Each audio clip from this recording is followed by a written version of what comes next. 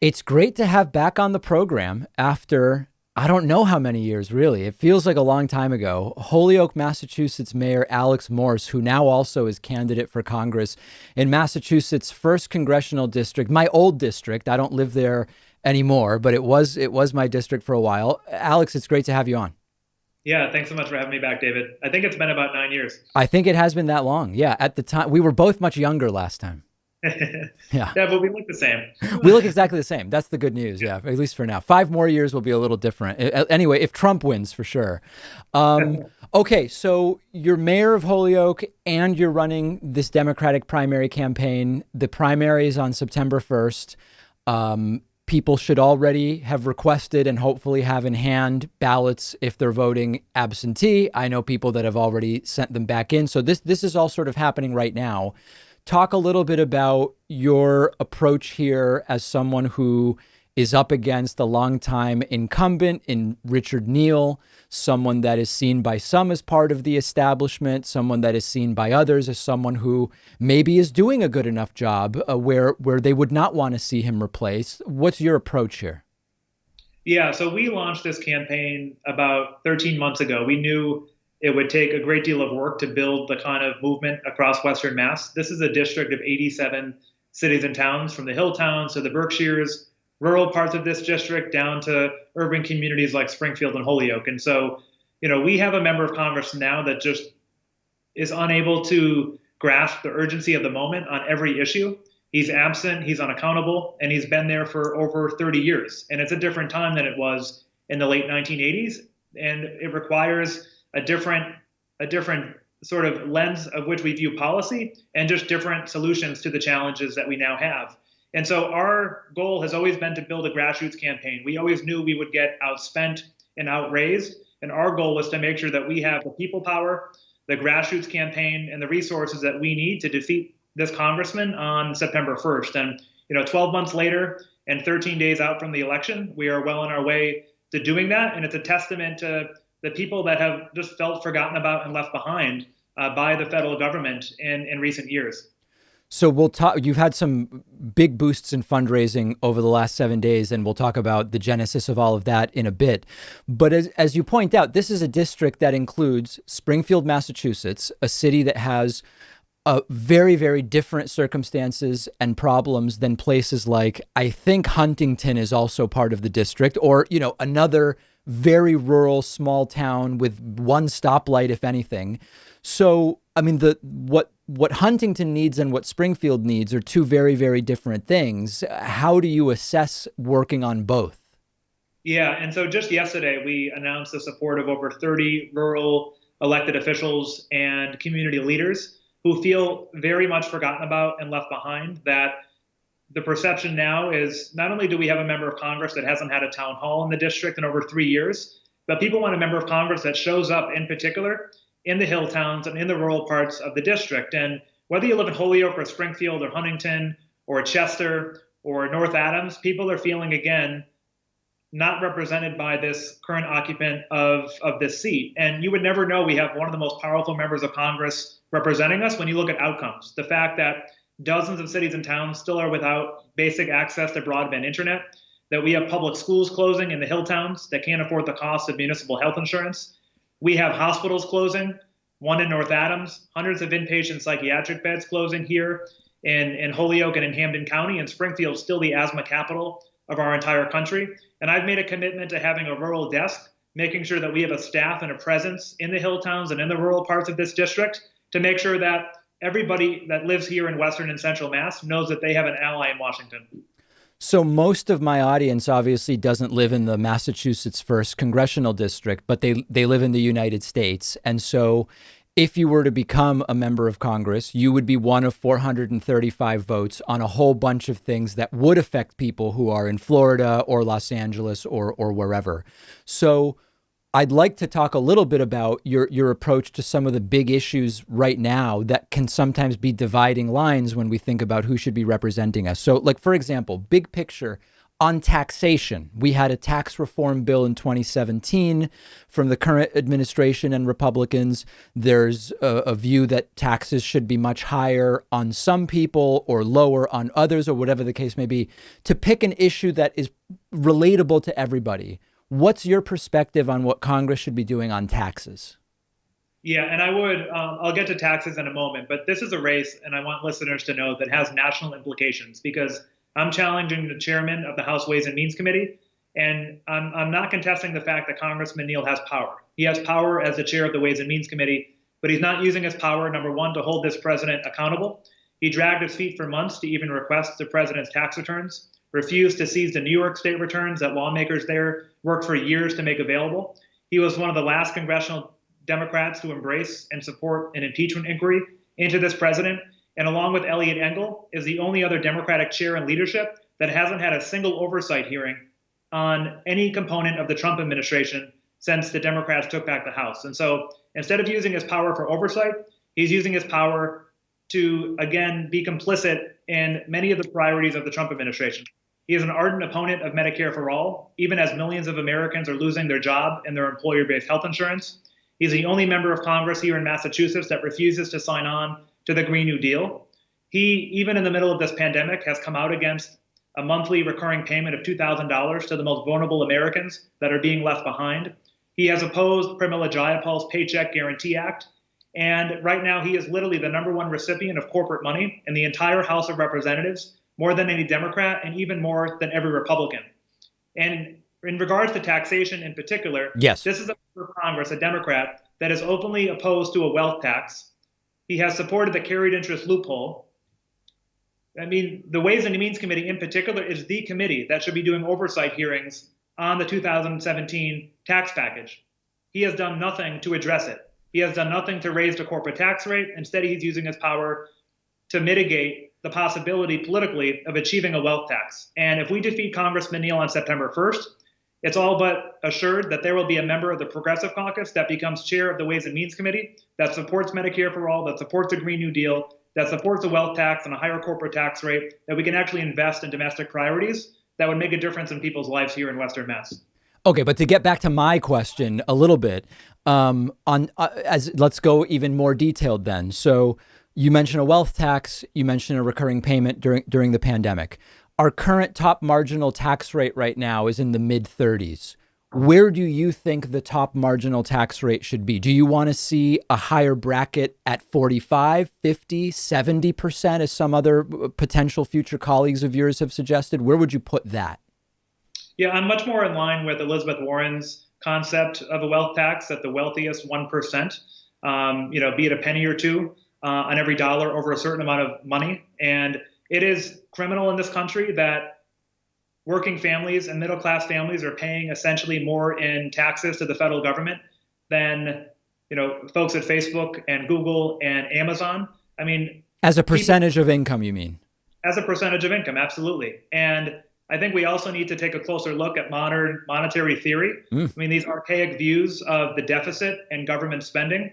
I mean, we have the resources we need to fight climate change, to provide healthcare as a fundamental human right, to provide free public college. But when you have Democrats like Congressman Neal peddling right-wing talking points about the deficit and our inability to make these investments, at the very time 60% of our federal budget goes to the Pentagon, I mean, we need members of Congress, not just any Democrat, but Democrats that actually understand this, to go to Washington and just change the conversation in regards to these issues. On Pentagon funding, how specifically would you propose reducing it? I mean, would you close bases in places like Germany, for example? Yeah, I think first and foremost, we need to evaluate the necessity of having dozens of military bases around the world. And I think we need to have a foreign policy that isn't eager to sort of get itself involved in unnecessary coups of democratically elected leaders around the world. And when we think, again, 60% of our federal budget goes to war and defense, I think is completely unacceptable. And I think there was some good effort among the Democrats to reduce it by 10%, but I mean, that's the floor. And I think we need to continue going further than that. So this race, the Massachusetts 1st Congressional District, has been, not only does it have national implications, as you point out, but it's also become very interesting to all sorts of different folks around the country over the last 10 days because of a controversy that started when the Massachusetts College Democrats put out a letter sort of generally alleging, but without naming any individuals or putting names to it, alleged inappropriate actions by you when it comes to personal relationships when you were teaching a course at the University of Massachusetts and in your role there working with college Democrats at UMass. And this has exploded to the point where, Glenn Greenwald has been tweeting about it. Ryan Green, all sorts of people I follow on Facebook. I've known you for a decade, and people that I had never mentioned you before are tweeting about it. This has exploded. Now, you've been able to raise a lot of money as a result, and I want to talk about whether you think maybe it has backfired to some degree. But first of all, the sort of core of it is, do you accept that you have acted inappropriately at any point in any way, or do you reject the allegations on principle? I reject the allegations on principle. I mean, evidence has now come to light that essentially proves that this was a coordinated political attack on behalf of supporters of the congressman that were in fact trying to curry favor with one of the most powerful incumbents in Washington. I mean, this was a story that was shopped around to mainstream media for months, and every journalist rejected it because it was vague, it was nonspecific, no one would go on record. I mean, this was essentially a blog post that was printed in a student newspaper that was then amplified to the local media, by media here across Massachusetts, and by national media outlets. And now, thanks to the investigative reporting of The Intercept and the journalists there, we have now, pretty much by the day, have learned more and more behind the political motivations of this that goes to the height of the Massachusetts Democratic Party itself. And I have been very clear and unapologetic about my identity as a young, single, gay person, and not having to apologize for having relationships, consensual relationships with other adult men in my life. And you say that there are individuals associated with and looking to curry favor with your opponent, but at this point, do you allege that your opponent either knew that this was being done or was involved in any way? I think it is certainly suspicious, and I will let the people of the district come to their own conclusions, but I think people are certainly seeing this for what it is, that 3 weeks before the most competitive election that this member of Congress has ever seen, this suddenly happens. It is no accident. It is no coincidence. And so people are seeing through it. And then the language that has been used in response, age-old homophobic tropes Yes, that have been used to describe gay men who are all too familiar with the over-policing of our personal lives and our sex lives. The response to this hasn't just been an attack on me as a candidate and as a person, and it has had a great impact, but it's been an attack on all of us in our entire community. And it's certainly invigorated our supporters, invigorated the people here in the district, and has invigorated and inspired people to get off the sidelines into this race that weren't involved before. it certainly seems like whoever orchestrated it, it may have backfired. And I want to talk about that a little bit in terms of the fundraising. On the facts, before we move on from that, Alex, if I were to say there's one detail that remains unclear to me, and I think it's unclear maybe because it's not actually part of the story, is were there relationships with people you were teaching seems to be the detail that has been alluded to but not said clearly, and maybe just getting that on the record would be useful. Yeah, I have been very clear about not having relationships with people in my class. I've been very clear about that. I have never violated any policies of the University of Massachusetts. And I entered public life at 21. I started teaching a class occasionally at UMass at age 25. I'm in Western Massachusetts. And gay men in particular are all too familiar with resorting to the internet and dating apps to meet other men. And sometimes it's the only safe space that we have. And so, again, I think I need to be very clear about this. And I think this is also a case that will allow other young people, other single people, other queer people to feel like they too can run for office without a fear that their personal life and their sex life will be the topic of conversation when they want to focus on policy and why they're getting into the race in the first place. Has this backfired in the sense that there's more discussion now about your race 13 days before the primary than at any point during the 13 months that you've been running this race? Yeah, last week after The Intercept reported their first story documenting the political motivation behind this coordinated attack, we raised in one day alone $130,000. Wow. That is more than we raised in a 3-month period last year. Our previous high day was $27,000, and in one day last week we raised $130,000. And since this initial story broke by the Daily Collegian at UMass 2 Fridays ago, we've raised nearly $300,000 from thousands and thousands of grassroots donors. And so this has certainly led to more attention on the race, but what's most important is the voters and the people here in the district. And there are now, just yesterday, we announced the support of 30 elected officials and leaders in the rural parts of this district. This morning, we announced the support of 8 out of 11 city councilors in Pittsfield, the 3rd largest city in the district. Councilors who told me before that they were going to sit on the sidelines, but have been inspired over the last couple of weeks, that want to turn the page on these old school political tactics around the politics of destruction rather than actually focusing on policy. And so people here in the district are making their own conclusions and connections. And this is exactly what, again, people don't like about our political process.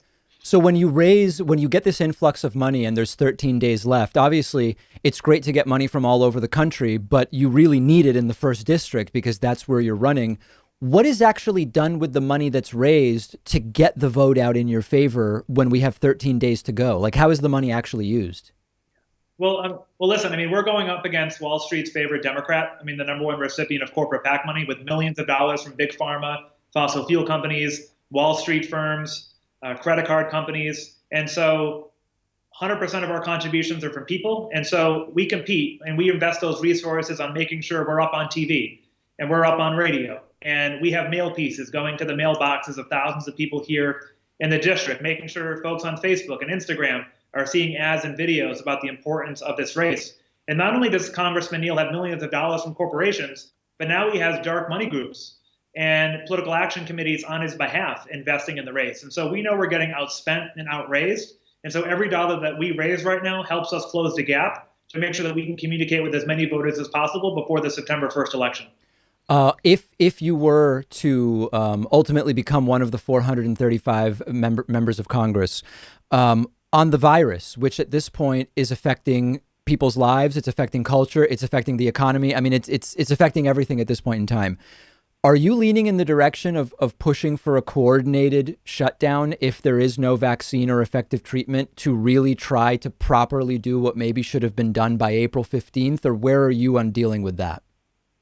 Yeah, I think we do need to have a conversation. Unfortunately, in this country, it seems that capitalism and maximizing profits are our number one goal at the expense of working people and working families. And so that's a tough issue to change, but I think we need more members of Congress that are willing to talk about what we should be actually valuing as a country. The fact that in this district and in this country, young parents in particular, mothers are having to choose between keeping a job or raising a child or homeschooling.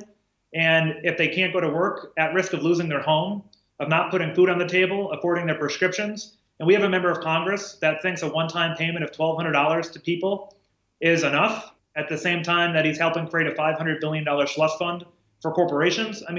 This pandemic has only amplified why I got in this race in the first place, that we have a federal government that has no problem funding resources to the wealthy and corporate and special interests. But when it comes to working people of this country, we can't seem to actually find the resources to help the most vulnerable people in Western Massachusetts. And so we have a congressman, again, in the middle of a pandemic that just doesn't understand the urgency here. Yeah, the underlying fragility of the economy, which was always there. Nothing changed about that, but it's been exposed, in fact, how fragile a lot of these systems that sometimes feel very robust actually are. Our friend Ro Khanna has actually been very strong on this issue and has been really good at keeping the focus on that. We've been speaking with Holyoke, Massachusetts Mayor Alex Morse, who is also running in the Massachusetts 1st Congressional District Democratic primary. People are voting now. The primary is on September 1st. Alex, good luck. It's so great to talk to you again, and we will be following this one closely. Great. Thank you so much, David. I really appreciate it. Encourage folks to go to alexmorseforcongress.com to join us in the final stretch.